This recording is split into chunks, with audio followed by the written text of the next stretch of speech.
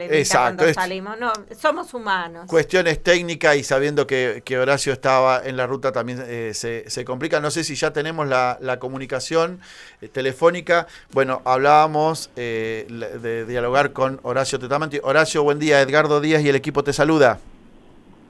Buen día, Edgardo, ¿cómo estás? No sé cómo me estás escuchando. Ahí bien, bien, no toquemos nada, quedémonos tranquilos, sabemos que estás en ruta, por eso también se complicaba la comunicación. Digo, bueno, primero agradecerte infinitamente la nota, porque sabemos que es un tema importante, sabíamos que ibas a estar viajando, pero que así todo era la posibilidad de poder dialogar con vos sobre este tema denominado la hidrovía, ¿no? Por ahí vos nos podés hacer un poquito como primero de introducción de historia de qué es esta llamada hidrovía y cómo está la situación hoy por hoy, ¿sí? Mirá, lo primero que tenemos que reflexionar es que la palabra en sí misma es un fraude.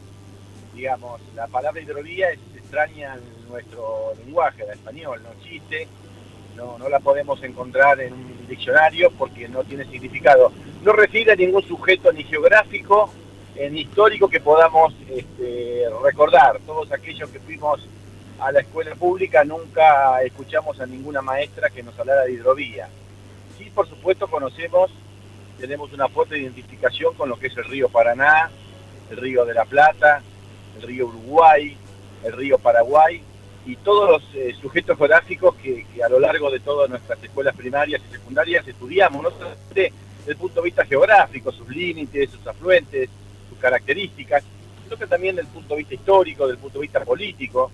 No hay que olvidar que la historia argentina se estalló a la vera de estos ríos, ¿no? Los históricos combates, los conflictos, las invasiones inglesas, la vuelta de Obligado, la batalla de Montevideo, en fin. Muchas páginas de nuestra historia se dieron a la vera de estos ríos. Hay que aclarar que esta palabra extraña, diría perversa, se incorpora en la década del 90. Y hay que decir que es muy inteligente, porque para cualquier estrategia de inteligencia y de apropiación, lo primero que hay que hacer es cambiar la historia, secuestrar el sentido y ponerle un nombre extraño. Por eso cuando ya en esa década se entregaba nuestro río Paraná fundamentalmente, el río de la Plata, a esos grandes monopolios extranjeros, la verdad que fue inteligente por parte de ellos cambiarle el nombre, porque si los argentinos hubiéramos tenido conciencia de que cuando se licitaba y salía en La Nación, en Clarín la licitación, no decía se entrega el Paraná, se licita la hidrovía, y con esa palabra extraña, la verdad que muchos de nosotros lamentablemente no tuvimos la reacción que debimos tener. Lo cierto es que estamos hablando del río Paraná y del río de la Plata. La palabra hidrovía no existe, no hace referencia a ningún sujeto conocido. Y esto viene privatizado de la época del 90, puesto al servicio de los proyectos de las grandes exportadoras de cereales, fundamentalmente a servicio de los puertos extranjeros, y prácticamente la Argentina quedó partida al medio, digamos, sin poder navegar de norte a sur. Para poder salir a armar, los argentinos tenemos que pedir permiso y pagar muchas expensas en Montevideo, y prácticamente el Atlántico Sur quedó huérfano a merced de la visión que definía el Reino Unido. Esto es lo que está en discusión, lo que se puso en tela de juicio. Lamentablemente nuestra expectativa sobre nuestro gobierno se frustró cuando Fernández, a poco de andar, lo que hace es consolidar el modelo de Macri con ese decreto, a nuestro juicio nefasto, el 949, que abrió la página para volver a reeditar la misma situación. Y lo cierto es que prácticamente a 2 años de gobierno, hoy por hoy, en el río Paraná sigue funcionando todo tal cual se definió aquella década del 90 por los conocidos conceptos del consenso de Washington, ¿no? Y así estamos hoy, Edgardo, en esta situación. Digo, o sea, este tema del 949 vuelve a ampliar lo que era la licitación hecha por Menem en el 90 sin modificar ninguna cuestión sustancial. Digo, y podríamos decir, no dando la posibilidad de que el Estado argentino, ¿sí?, sea el que lleve adelante las obras necesarias, pero a su vez también que le entren divisas a nuestro país. Claro, y lo que es peor de todo, ¿no? Porque en definitiva, ¿quién draga o qué máquina draga? Por supuesto que nosotros reivindicamos la idea que se haga con dragas argentinas, pero en definitiva, eso es un aspecto secundario. Lo más importante es la traza. la definición por dónde y cómo se navega y a servicio de qué intereses. Es decir, nosotros tenemos hoy canales diseñados por las multinacionales que alimentan los puertos de Montevideo. Más allá que ese dragado sea hecho por extranjeros, o aunque nosotros podamos modificarlo y hacerlo por argentinos, la verdad que no va a cambiar mucho la historia porque los intereses hacen que nuestro comercio exterior sea dependiente y permite triangulaciones. Muchos que conocen el tema dicen de contrabando, a raíz de estos puertos. Es medio como inconcebible que un país pague y financie navegación que sea contrario a sus intereses. O sea que lo importante no es quién draga, no por dónde y a favor de qué intereses draga. Eso es lo peor que tiene el 949. El 949 lo que le hace es consolidar la forma de navegar, pone o que privilegia los intereses de las multinacionales. Y como siempre pasa, hay un conflicto de interés muy fuerte entre lo que ellos necesitan, que es renta y jugar divisas, con lo que nosotros necesitamos, que es trabajo y producción.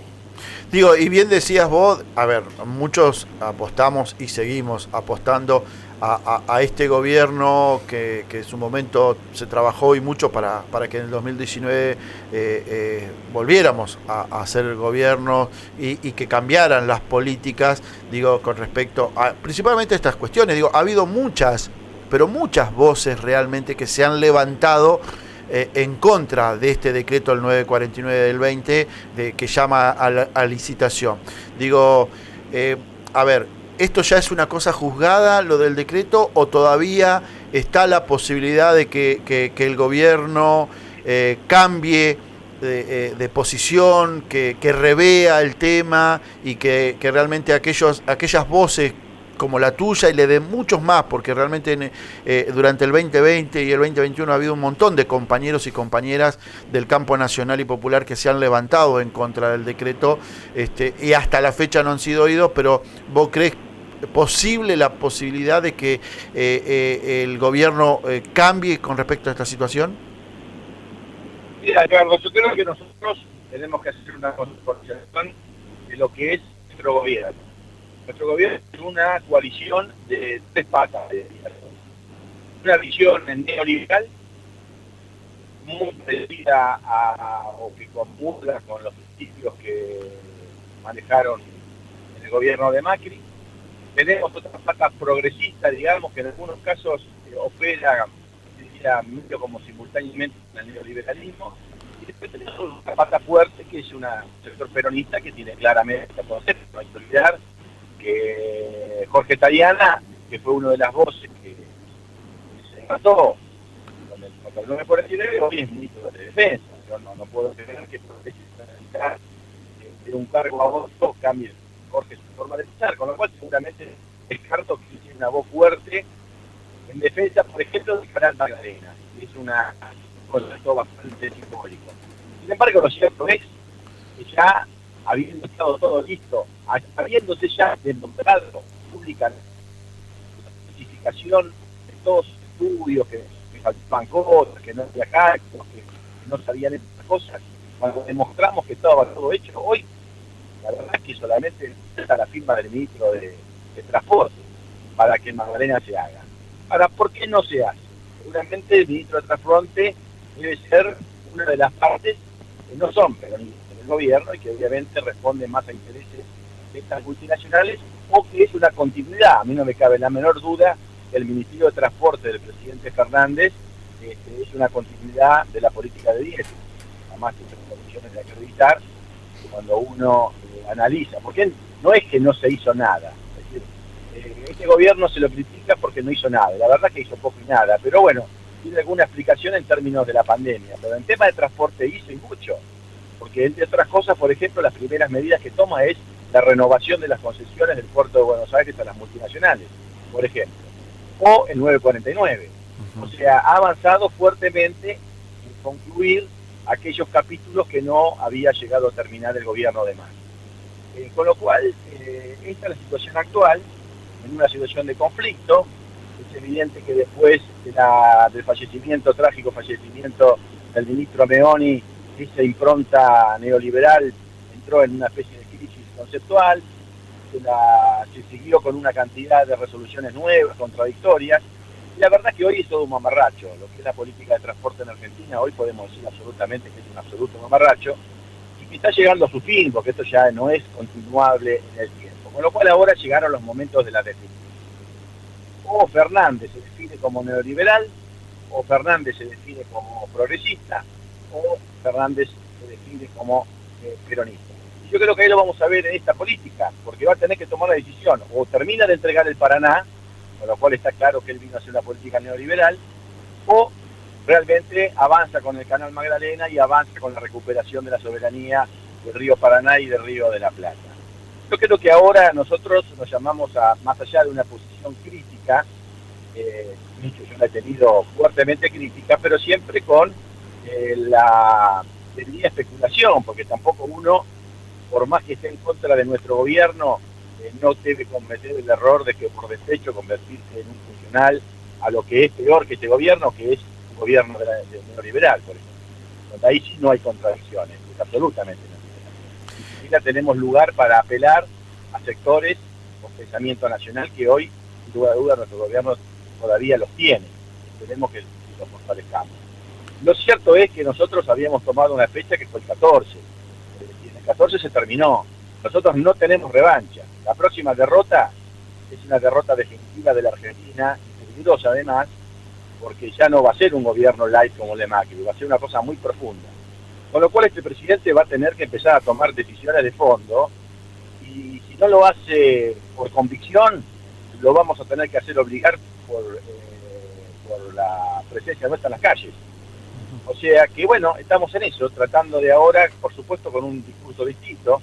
Hoy estoy hablando de forma diferente a la que hablaba antes del 14, porque ya se perdió las elecciones, y se perdió, a mi criterio, por esta ambigüedad ideológica de este gobierno que ha dejado mucho que desear, o por lo menos en las expectativas de muchos no ha sido satisfactorio, y ahora empieza el movimiento de decir, bueno, llegaron al momento de tomar las decisiones.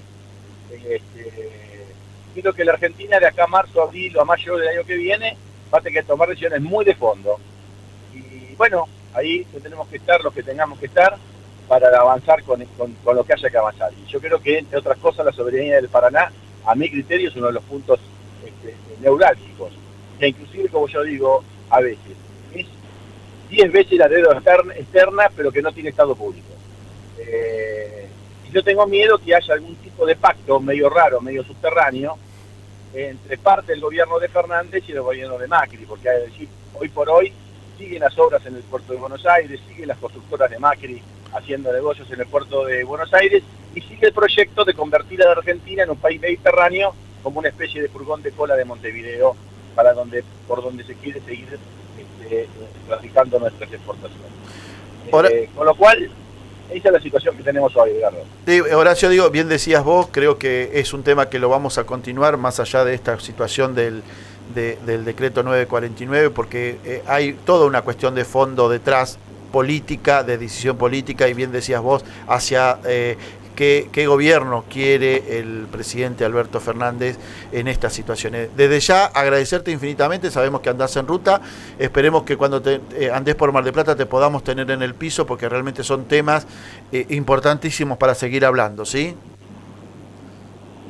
Ahí volviste, Edgardo, te perdí por un ratito. No, era agradecerte por la nota, sabemos que son temas que van a seguir vigentes y que si Dios quiere, cuando andes por Mar del Plata, la idea es poder tenerte en el estudio y poder conversar más en profundidad de los temas, ¿sí?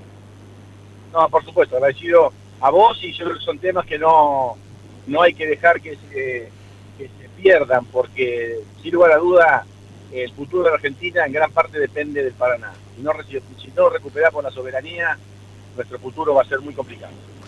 Gracias, Horacio, un abrazo grande y nos mantenemos en contacto, ¿sí? No, gracias a ustedes, saludos a todos, a las compañeras y a las compañeras allá de Mar del Plata. Muchas gracias. Muy bien, era el compañero ingeniero